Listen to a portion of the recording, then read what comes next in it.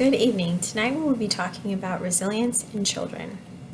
Resilience is defined as the ability to bounce back or return to a stable psychological state after a toughness, a hardship, a trauma, enduring vulnerable conditions. There has been a lot of research done in resilience because it is such a strong indicator of success for children, both socially, individually, as well as on a community-wide scale. There is, however, a gap in the research when we are looking at resilience in terms of the children's perspective. So that is where this research proposal is going to come into play and attempt to fill in some of those gaps. So this proposal is going to test if there's a relationship between one child's perspective in terms of optimism and see if there's any relationship between optimism and resilience. The null hypothesis would then be that there is no correlation between optimism and resilience. However, we expect to find a positive and significant correlation between optimism and resilience. This will be a field laboratory design analyzing the relationship between optimism and resilience using Pearson's correlation coefficient. To get our sample for this study, we are going to look at children ages 5 to 12 who have either sought out counseling for a traumatic event, a hardship, something like that, both, or referred to counseling both in the school setting for school counselors as well as the clinical setting.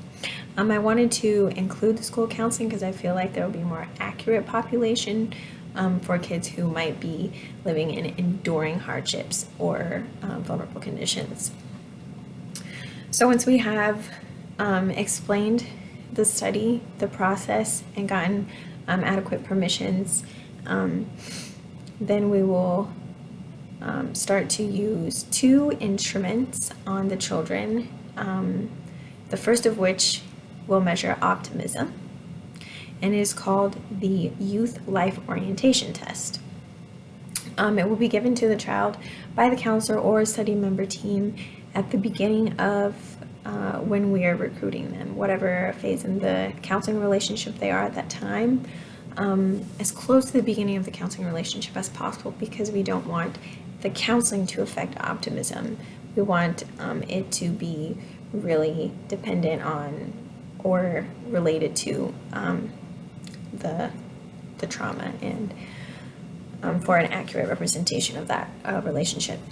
So then the second instrument, which is called the Child and Youth Resilience Measure, will be given in the same way. Either the counselor or a study team member will read the questions to the child and clarify as necessary. Even though these are meant for children, some of the younger children may have trouble knowing what some of the vocabulary in the questionnaires are.